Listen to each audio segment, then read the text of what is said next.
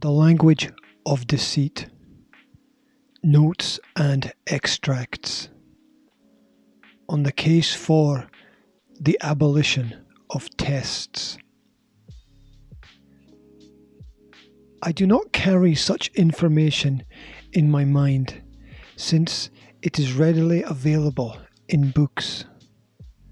The value of a college education is not the learning of many facts, but the training of the mind to think. Quote Albert Einstein in response to not knowing the speed of sound as included in the Edison test. New York Times, 18th of May, 1921. The misdirection of the masses. It is an obvious and outstanding problem that scholastic assessment purposely avoids any connection with the human attributes of creativity, critical thinking, curiosity, open-mindedness, compassion, courage, cooperation, caring, empathy, endurance, enthusiasm, humility, humor, flexibility, honesty, leadership, motivation, persistence, patience, questioning, reasoning, integrity, resilience, resourcefulness, reliability, kindness, sense of beauty, connection, initiative, spontaneity, self-awareness, self-discipline, wisdom, wonder, determination, courtesy, friendliness, strength, or the ability to make healthy, logical, future-minded, or pragmatic decisions. You could probably add to this list. It is basically the good stuff in life. All of the valuable human skills and attributes cannot readily or easily be measured. We are more complex than others would have us believe. We are a melting pot of actions and reasons, leading to an invariable variety of causes and effects. Anyway, the physical, spiritual, and psychological wars inherent in modern society would not be possible without a docile and stagnant general public.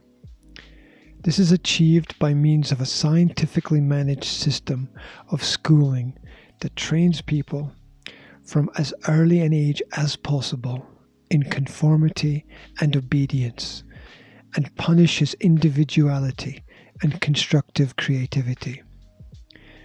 On this track, and devoid of any real-life experience and personal responsibility, the students lose their personal identity as the values of the state education institution are forced on tomorrow's generation. The most fundamental and absolutely essential element of this meaningless form of psychological child abuse is the incessant and unnecessary classroom test. There are, sadly, as yet, no qualifications for virtue and wisdom. There are no real grades for personal improvement in an area of personal interest, assisting a friend with a complex math problem, or helping your mother prepare the dinner after a long day. This is, of course, not by chance. It cannot be. Well-studied actions have few, if any, unintended consequences. Yet, we have the best educated minds in the business, working night and day to solve the present problems of government education departments, and trying to create paths to future solutions. Or so we are told. This is the subtle manipulation of our present analytically abstract society that has completely lost its direction and knows not which way to turn. And when everything is abstract, nothing will remain intact. These are times in which, if you attend any high school, grammar school, comprehensive or academy, you will be unable to avoid tests.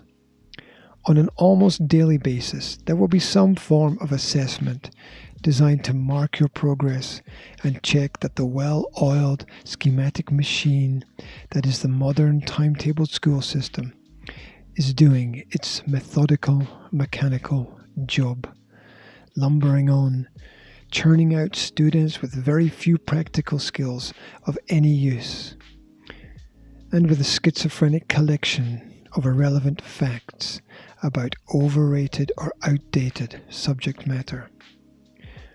Of course, there are exceptions to this rule, but in time these beacons of success are either weeded out of the system or drowned in a sea of paperwork that nobody really reads, but still must be dutifully filed away. It is all so very sad, but it is all so very true.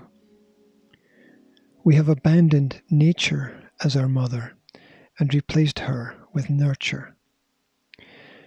And so we hammer nails of human individuality into the coffin that contains the spirit of all that is righteous and sacred and beautiful and holy.